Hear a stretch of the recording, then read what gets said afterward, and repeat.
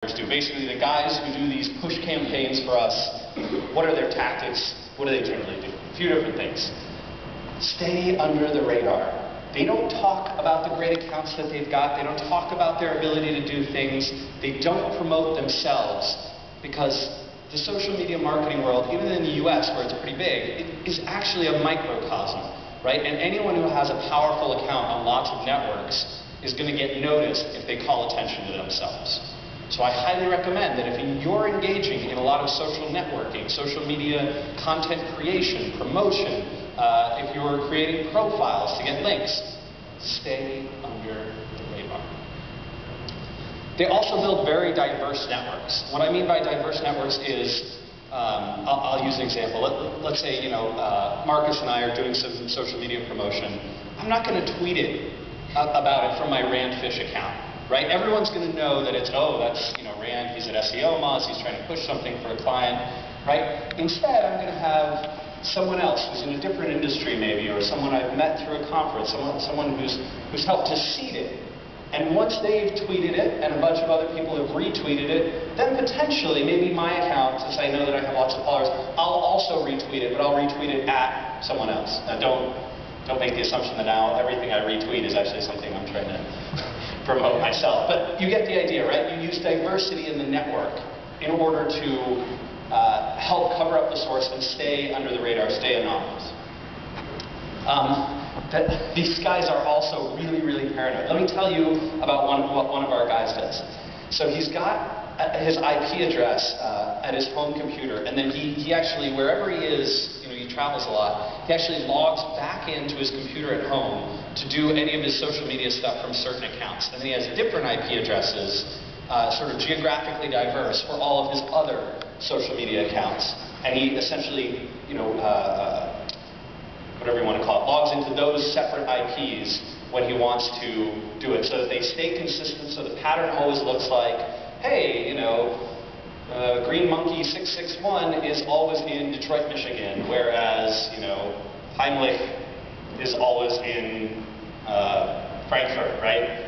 So this kind of thing helps to keep them under the radar and helps to make sure that they're not spotted. If you see, if Dig or Reddit or a lot of these other sites see someone from multiple IP addresses under the same account, that can actually be dangerous. And likewise, if they see multiple accounts from the same IP address, also dangerous. In fact, I got one of my Dig accounts banned because my wife actually logged into her Dig account from my computer at home.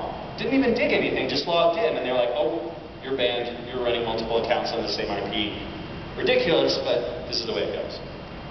All right. They also rely on the strength of the content. If you want to do a social media marketing push with these guys, you call them up, and they don't take the contract right away. In fact, there's no amount of money that they'll do to take really, really bad stuff. If you haven't produced something worthwhile, they're not going to take the deal. They're going to say, we have to review it, and once we review it and we like it, and we think it can go popular, then we'll push it. Not before. Also, stay very pragmatic about their views. So I particularly love this George Carlin quote.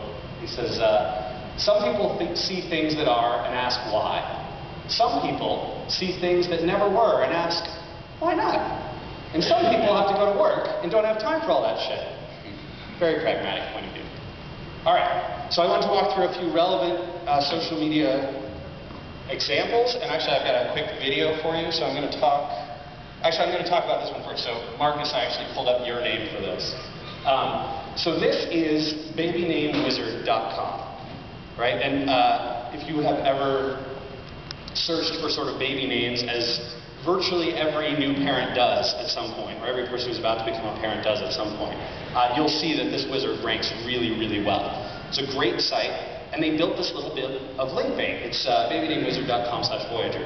Essentially, you go in and you can type your name. I typed in Marcus up there, and you can see a spike right where that name became popular. So, Marcus, when were you born? 1977. So that looks spot on to me. Oh my God. My parents are so streamlined. Yeah, that's right. They're big into pop culture, and it's fascinating, right? So you can go back and then you can research different names. You can see when they gained popularity and lost it. So my wife's name, Geraldine, was like really popular in 1920 and hasn't been popular since. And my name has never been popular, so there you go. This piece of link bait drew lots and lots of links. I want to say, I don't think it was on the order of thousands. I think it was a couple hundred. But still, they're ranking like number 2, number 3 for baby names, which is exactly what this site wants. That's exactly what they want to be ranking for. And then they serve advertising based on it. Brilliant little bit of link bait. Number 2, so this is Nike. Actually, a guy from Nike talked to me about this campaign. Nike went out and started filming a lot of random sort of pickup games of soccer, football. And they had this one in London with this guy, Wayne Rooney, or outside of London. Wayne Rooney, who's apparently a sort of famous footballer in the UK. And he was playing against amateurs. And they caught this little piece on video. So, I'm just going to play the clip real quick. Let's go. Screen. Yes, sir, go!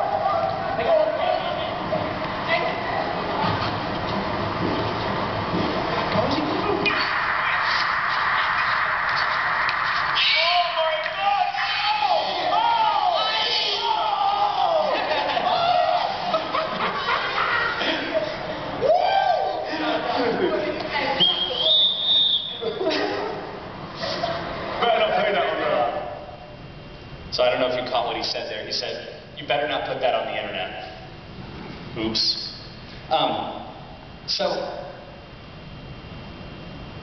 Oh no.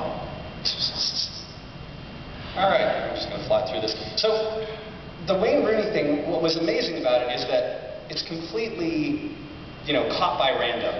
And the guys at Nike just had this piece of video sort of showing him getting, I guess, nutmegged. Is there a sort of German translation? It's when someone basically kicks the ball through your open legs and then goes around you. Sorry? Tunneling. Yeah, tunneling, sure. So essentially he got caught doing this, which is really embarrassing because he's a professional football player and all these guys playing against him are amateurs. And sure enough, I mean, it has 20-odd million YouTube views or whatnot, and it's got thousands and thousands of links pointing to it.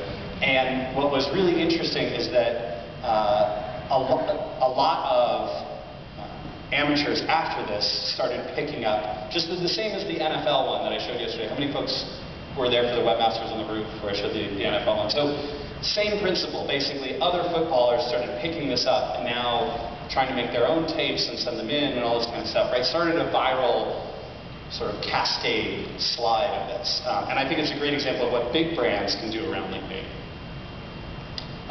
This one is a pretty darn small brand. In fact, this is a startup web design and development studio. And they put together this nifty little calculator. It's the Web Development Project Estimator. Now, I would imagine everyone in this room has done some project estimating around web development.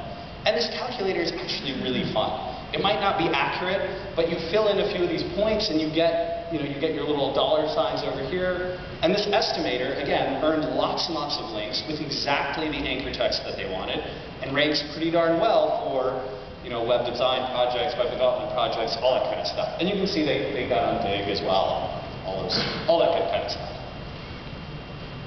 And then there was Super Obama World.